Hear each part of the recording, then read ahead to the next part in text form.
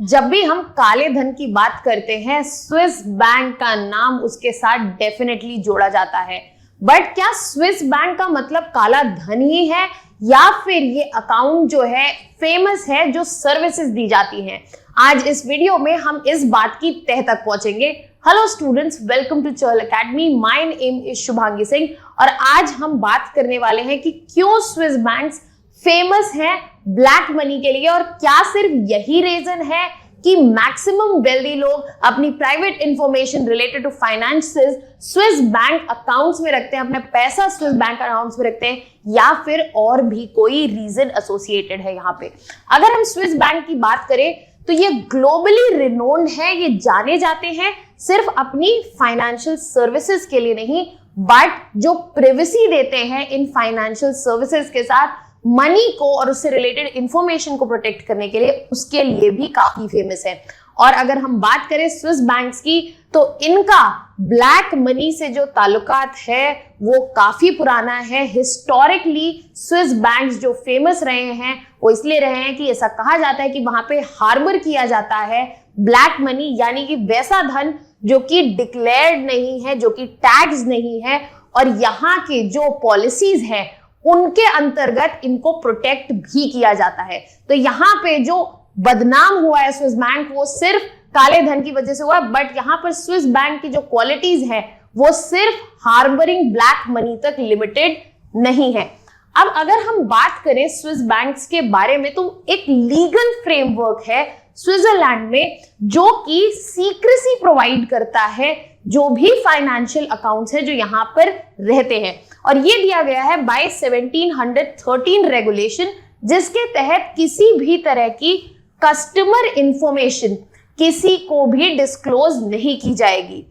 1930 में इस लॉ को इंट्रोड्यूस किया गया था और यहाँ पर अगर कोई किसी तरह की इंफॉर्मेशन को डिस्क्लोज करता है और इसको वॉयलेट करता है तो उस पे काफी रिगरस पनिशमेंट जिसमें इम्प्रिजनमेंट भी इंक्लूडेड है, ताकि यहाँ पर जो कमिटमेंट है कि कॉन्फिडेंशियलिटी और प्रिवेसी मेंटेन रहेगी वो फुलफिल हो, और अगर फुलफिल नहीं होगी तो it is punishable by law. अब अगर हम बात करें कि ये जो सर्ज देखा गया है ग्लोबल मनी का वो स्विट्जरलैंड में ही क्यों देखा गया है, क्योंकि यहाँ पर जो स्ट्रिक्ट प्रिवेसी लॉज है जो कि एक प्रॉपर लीगल फ्रेमवर्क के अंतर्गत है, यहाँ पर जो मनी है वो स्टार्ट करने लगा स्विस बैंक्स में आना, क्योंकि यहाँ पर जब मनी रखा जाएगा तो इससे रिलेटेड कोई भी इंफॉर्मेशन कहीं पर भी डिस्क्लोज नहीं होगी और ये पैसा जो है प्रोटेक्टेड रहेगा।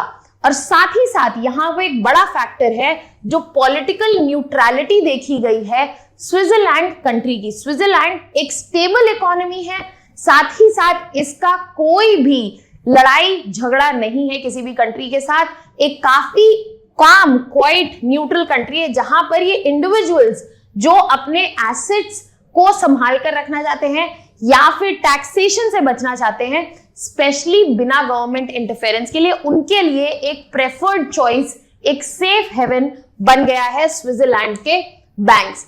इसके अलावा स्पेसिफिसिटी की स्विस बैंक्स को ही क्यों चूज किया जा रहा है, सबसे बड़ा रीजन ऑफ कोर्स यहाँ पे है कि जो प्रिवेसी और कॉन्फिडेंशियलिटी मिलती है, बट साथ ही साथ यहाँ के प्रिवेसी लॉज इसको स्ट्रेंथन करते हैं, लीगल फ्रेमवर्क में लाते हैं और उससे और स्ट्रेंथनिंग मिलती है जो प्रिवेसी और कॉन्फिडेंशियली दी जाएगी। साथ ही साथ जैसा कि हमने कहा कि किसी भी तरह के कॉन्फ्लिक्ट्स में स्विट्जरलैंड इन्वॉल्व नहीं है, और इसके अलावा एक और बड़ा फैक्टर जो है वो ये है कि स्विट्जरलैंड की currency that is Swiss franc वो सबसे ज्यादा स्टेबल और ट्रस्टेड करेंसीज में से एक है जो वर्ल्ड में देखी जाती है।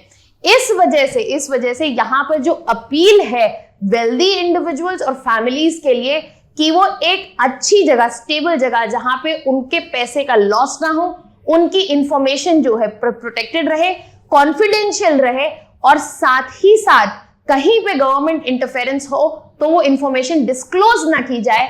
इस वजह से स्विस बैंक एक प्रेफर्ड लोकेशन जो है वो बन चुका है।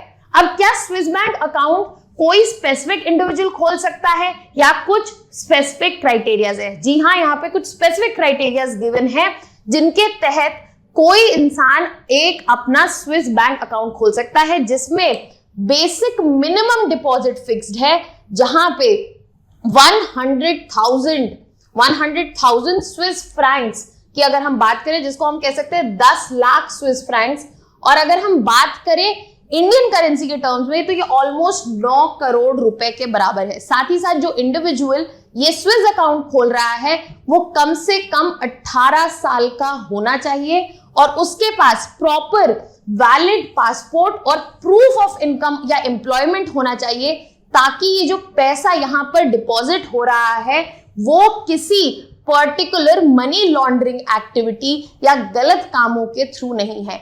यहां पर जहां हम बोल रहे हैं कि जो स्विस बैंक्स हैं वो हार्बर करते हैं मनी, ब्लैक मनी, यहां पर एक इंपॉर्टेंट बात नोट करने की ये है कि यहां पर एंटी मनी लॉन्ड्रिंग लॉज जो है वो भी काफी स्ट्रिक्ट है। इसके बारे में हम आगे बात करेंगे। और क्योंकि डिजिटल एडवांसमेंट काफी देखी गई है ऑल ओवर द वर्ल्ड, इस वजह से अगर आप ये क्राइटेरिया फुलफिल करते हैं तो आप दुनिया में कहीं पे भी बैठ के एक स्विस अकाउंट होल्डर जो है बन सकते हैं। अब अगर हम बात करें कि स्विस बैंक अकाउंट्स खोले क्यों जाते हैं, फॉर ऑब्वियस रीजंस, जो ब्लैक मनी होल्डर्स हैं उनके लिए एक प्रेफर्ड लोकेशन है, क्योंकि जो इलीगली ऑब्टेन्ड फंड्स हैं उन्हें वो छुपा सकते हैं।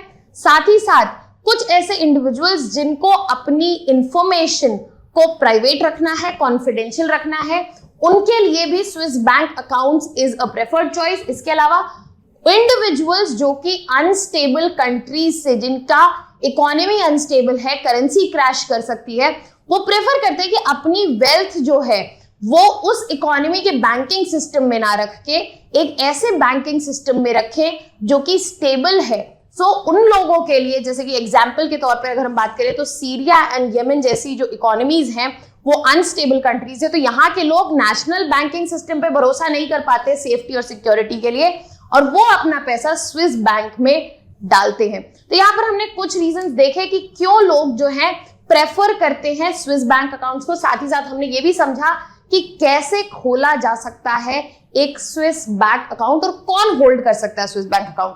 अब सवाल ये है कि क्या यहाँ कुछ स्पेशल सर्विसेज भी हैं? बिल्कुल है, जो को हम कहते हैं नंबर्ड अकाउंट। एक नंबर अकाउंट जो है वो एक स्पेशल टाइप है स्विस बैंक अकाउंट का, जो कि वेल्दी और पावरफुल लोग यूज करते हैं। इसके मेन फीचर्स जो है, सबसे पहले है कि फुल अनोनिमिटी। ये जो अकाउंट है सिर्फ एक गिवन नंबर से ऑपरेट होता है, जैसे इसका नाम भी सजेस्ट कर रहा है, नंबर्ड अकाउंट। इसमें और किसी तरह की भी डिटेल्स, ना ही नाम, ना ही पता, ना ही फंड्स की जानकारी दी जाती है। सिर्फ इसको ऑपरेट करने के लिए एक यूनिक नंबर जो है वो यूज होता है। उसके अलावा इस बैंक अकाउंट को खोलने के लिए जो भी इंडिविजुअल है उसको फिजिकली प्रेजेंट होना पड़ेगा स्विट्जरलैंड में, और यहाँ पे अश्योर करना पड़ेगा सिक्योरिटी और प्रिवेसी। इसके अलावा यहाँ पर stringent anti money laundering protocols भी एग्जिस्ट करते हैं, जहां पे स्विस बैंक प्रॉमिस कर रहे हैं कि सीक्रेसी मेंटेन होगी, प्रिवेसी मेंटेन होगी, कॉन्फिडेंशियलिटी मेंटेन होगी। वहां पर एंटी मनी लॉन्ड्रिंग के special laws, stringent strict laws भी इन प्लेस हैं, ताकि यहां पर जो फंड्स डिपॉजिट हो रहे हैं वो मनी लॉन्ड्रिंग के तहत ना हो रहे हो, ये अश्योर करने के लिए।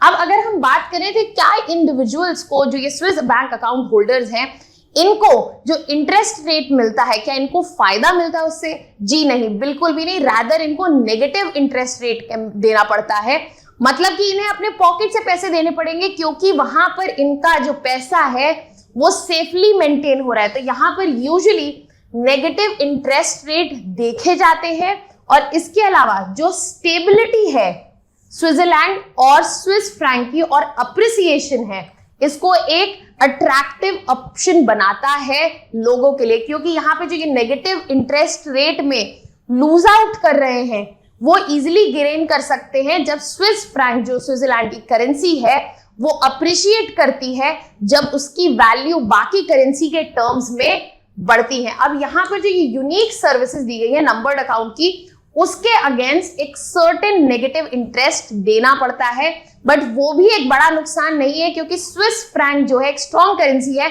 और उसमें अप्रिसिएशन से ये जो नुकसान है वो भी कवर हो जाता है।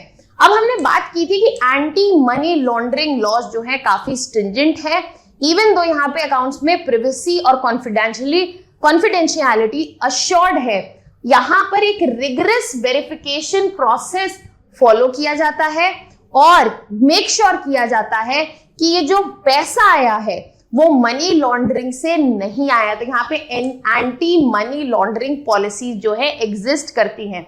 और अगर कोई कंट्री जिसका tax related information exchange agreement नहीं है स्विट्जरलैंड के साथ, वो किसी तरह के ऑब्लिगेशन में नहीं है स्विस बैंक कि अपनी इंफॉर्मेशन वो उन कंट्रीज के साथ शेयर करे। अगर tax related information sharing agreements हैं तो यहां पर स्विस बैंक्स जो है ऑब्लिगेशन में होते हैं कि उन्हें इंफॉर्मेशन शेयर करनी पड़ेगी। बट यहां पर भी एक्सेप्शन है। अगर सस्पेक्टेड है कि जो इंडिविजुअल या ऑर्गेनाइजेशन किसी तरह की क्रिमिनल एक्टिविटी में इन्वॉल्व है, चाहे वो टेररिज्म हो चाहे वो मनी लॉन्ड्रिंग हो, इन सिनेरियोज में इंफॉर्मेशन जो है स्विस बैंक्स डिस्क्लोज करते हैं और इन्वेस्टिगेटिव एजेंसीज को हेल्प करते हैं। अब अगर हम टैक्स इवेजन और डिस्क्लोजर ऑफ इंफॉर्मेशन की बात करें, यहां पर जब स्विट्जरलैंड के एंटी मनी लॉन्ड्रिंग के स्ट्रिक्ट मेजर्स हैं, तब भी यहां पर ऐसे कई अकाउंट्स देखे जाते हैं जहां पर ऐसा पैसा जो इलिसिट फंड्स है या मनी लॉन्डर किया हुआ है वो है। अब यहां पर इंफॉर्मेशन शेयर करने के कुछ सर्टेन सर्कमस्टेंसेस फिक्स्ड है और इंडिया ने रीसेंट टाइम्स में ऐसे कई अग्रीमेंट साइन किए हैं ताकि फाइनेंशियल इंफॉर्मेशन का एक्सचेंज जो है हो सके। जो स्विस बैंक्स हैं वो सिर्फ लिस्ट देते हैं इंडियन बैंक अकाउंट की और ये लिस्ट भी रिस्ट्रिक्टेड है गवर्नमेंट एजेंसी की यूज के लिए और ये पब्लिकली डिस्प्ले नहीं हो सकती है, पब्लिकली डिस्क्लोज नहीं की जा सकती है एज पर द अग्रीमेंट्स। अब अगर हम इंडियन कनेक्शन की बात करें टू स्विस बैंक्स तो आप देख सकते हैं, अगर हम 2019 में बात करें तो जो इंडियन फंड्स हैं जो स्विस बैंक में रखे हुए हैं, they were around 899 million in Swiss francs। But अगर हम 2020 की अगले ही साल की बात करें तो हम देख सकते हैं यहाँ पर 2.5 बिलियन से भी ज्यादा स्विस फ्रैंक्स में इंडियन फंड्स जो है पार्क्ड है।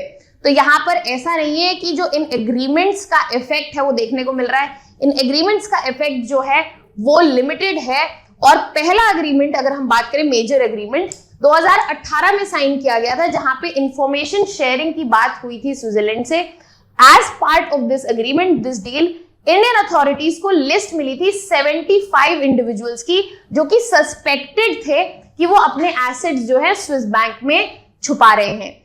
इन सब एग्रीमेंट्स के बावजूद, इतने एफर्ट्स के बावजूद स्विस बैंक्स में अगर हम बात करें तो जो डिपॉजिट्स हैं इंडिया से वो इंक्रीज होती हुई दिखी है और यहां पर 20,000 करोड़ तक इंक्रीज देखा गया है कमिंग ईयर में। तो यहां पर हम देख सकते हैं कि कैसे स्ट्रिक्ट मेथड्स होने के बाद ये बात सच है कि स्विस बैंक फैसिलिटेशन दे रहे हैं, प्रिवेसी दे रहे हैं, कॉन्फिडेंशियलिटी दे रहे हैं, बट उनके लॉज हैं जहां पर वो एंटी मनी लॉन्ड्रिंग और टेररिज्म रिलेटेड एक्टिविटीज को डिमोट करने के लिए भी प्रोसेसेस रखते हैं। बट फिर भी यहाँ पर इंडिविजुअल्स का जो पैसा पार्क्ड है वो बढ़ता हुआ ही दिख रहा है। अब आइए देख लेते हैं कुछ फन फैक्ट्स। जो कॉस्ट है एक स्विस बैंक वॉल्ट को रेंट करने का, यूज करने का, वो $5 लाख है। बैंकिंग अकाउंट्स जो यहां पर देखे जाते हैं स्विस बैंक में वो स्विट्जरलैंड की जीडीपी का ऑलमोस्ट 10% है। इसके अलावा अगर हम बात करें जो टोटल एसेट्स हैं स्विस बैंकिंग सिस्टम में they are around 3.5 trillion CHF और 2022 के बाद अगर हम बात करें तो ये ऑलमोस्ट 450% है स्विट्जरलैंड की जीडीपी का। आई होप इस पर्टिकुलर वीडियो में आपको स्विस बैंक रिलेटेड सारी इंफॉर्मेशन मिली हो, आपको समझ आ गया है कि स्विस बैंक जो है क्यों इतने नोन है जब भी हम हिडन फंड्स की बात करते हैं। बट हम सारा ब्लेम उन पर नहीं डाल सकते हैं, वहां पर कुछ मेजर्स ऐसे डेफिनेटली लिए जाते हैं जिससे एंटी मनी लॉन्ड्रिंग रोकी जा सके, मनी लॉन्ड्रिंग रोकी जा सके और साथ ही साथ टेररिज्म रिलेटेड एक्टिविटीज को फंड ना हो। बट उनके जो पर्क्स हैं वो आउटवे कर जाते हैं जो उनके स्ट्रिंजेंट लॉज हैं। For more such videos and content related information, keep watching Chahal YouTube channel and subscribe to us. That was all from my side. Thank you so much.